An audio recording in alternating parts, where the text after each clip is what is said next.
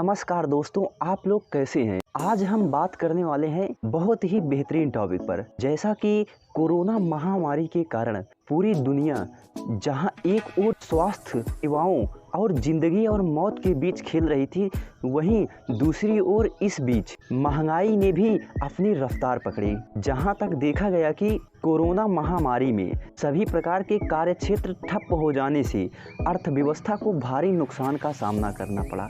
यह केवल भारत का ही नहीं बल्कि पूरी दुनिया का यही हाल था, जिसके कारण पूरी दुनिया की अर्थव्यवस्था मंदी का शिकार हो गई।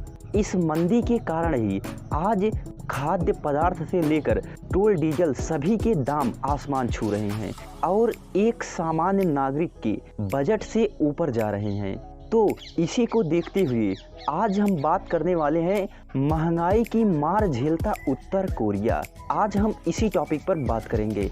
जैसा कि आप लोग उत्तर कोरिया को प्रायः उसकी तानाशाही और उसके सनकी मुखिया के कारण जानते हैं, लेकिन इस बार वह चर्चा में इसलिए आया क्योंकि वहाँ महामारी के कारण महंगाई की मार झेल रहा है, जिसके कारण इस समय वहाँ खाद्य पदार्थों की कमी पड़ गई है, जिसके कारण वह इस समय चर्चा में है। इसी को देखते हुए आज हम कुछ बिंदुओं पर बात करेंगे। इसी क्रम में हमारा पहला बिंदु क्या है, उत्तर कोरिया की स्थिति। पहले हम उत्तर कोरिया की स्थिति के बारे में जान लेते हैं। उत्तर कोरियाई नेता किम जोंग उन ने पहली औपचारिक रूप से स्वीकार किया कि खाने की कमी से उनका देश जूझ रहा है, और इस बीच किम जोंग उन ने अपने पार्टी के वरिष्ठ नेताओं के साथ बैठक की और उसमें अब लोगों के खाने की स्थिति तनावपूर्ण हो रही है और कहा कि कृषि क्षेत्र अपनी अनाज पैदा करने के लक्ष्य को प्राप्त नहीं कर पाया क्योंकि पिछले साल तूफान और बाढ़ की वजह से भारी प्रभाव पड़ा, जिसके कारण कृषि क्षेत्र अपने अनुमानित मापदंड को पूरा नहीं कर सका, जिसका ही कारण हुआ कि आज उत्तर कोरिया में खाद्य पदार्थों की भारी कमी के कारण उनके दाम आसमान छू रहे हैं। उत्तर कोरियाई समाचार एजेंसी एनके न्यूज के मुताबिक केला 3000 रुपए के हिसाब से बिक रहा है, जिससे कि यह पता लगाया जा सकता है कि उत्तर कोरिया में कितनी महंगाई है, क्योंकि जो केले के दाम पहले 30 से 40 रुपए हुआ करते थे, वह आज जाकर के 3000 रुपए होना यह महंगाई को प्रत्यक्ष रूप से उजागर करती है। उत्तर कोरिया में ऐसी स्थिति कोरोना महामारी की वजह से बना। जैसा कि कोरोना महामारी के बढ़ते प्रसार को रोकने के लिए किम जोंग उन ने अपने पड़ोसी देशों की सीमा को लॉक कर दिया था, जिसका ही कारण हुआ कि आज आयात निर्यात ठप होने की वजह से उत्तर कोरिया में खाद्य पदार्थों की भारी कमी को झेलना पड़ रहा है। जैसा कि उसका पड़ोसी देश चीन के साथ खाद्य पदार्थों और अन्य जरूरी वस्तुओं का आयात निर्यात होता था, लेकिन अब सीमा लॉक होने के कारण अब आयात निर्यात नहीं हो पा रहा है, जिसके कारण से उत्तर कोरिया को एक बड़ा संकट का सामना करना पड़ रहा है। इसके कारण के साथ साथ उत्तर कोरिया अंतर्राष्ट्रीय प्रतिबंधों को भी झेल जो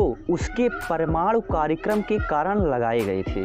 अब हमारा अगला बिंदु है कि किम जोंग उन सत्ताधारी वर्कर्स पार्टी के बीच बैठक में क्या हुआ, क्या बात। किम जोंग उन और सत्ताधारी workers party Kim Jong Un और वर्कर्स पार्टी के मध्य हुए बैठक में किम जोंग उन ने कहा कि देश में खाने की किल्लत को देखते हुए इसी पर बात किया गया। इस चर्चा की शुरुआत इसी सप्ताह राजधानी प्योंगयांग से शुरू हुई। इस चर्चा में किम जोंग उन ने कहा है कि पिछले साल की तुलना में इस बार औद्योगिक उत्पादन बढ़ा है, जबकि कहा जाता है कि पिछले साल की तुलना में इस बार घटा, और साथ ही उत्तर कोरिया और अमेरिका के बीच संबंधों पर भी इस चर्चा में बात की गई। किम जोंग उन ने इस साल अप्रैल में माना था कि उनका देश विकट परिस्थितियों से गुजर रहा है। अपनी जनता का मुश्किल थोड़ा कम करने के लिए वह मुश्किल मार्च शुरू करेंगे। इस शब्द का इस्तेमाल उत्तर कोरिया में 90 के दशक में किया गया था, जब देश अकाल से गुजर रहा था। सोवियत संघ के विखंडन के बाद उत्तर कोरिया को मदद मिलनी बंद हो गई थी।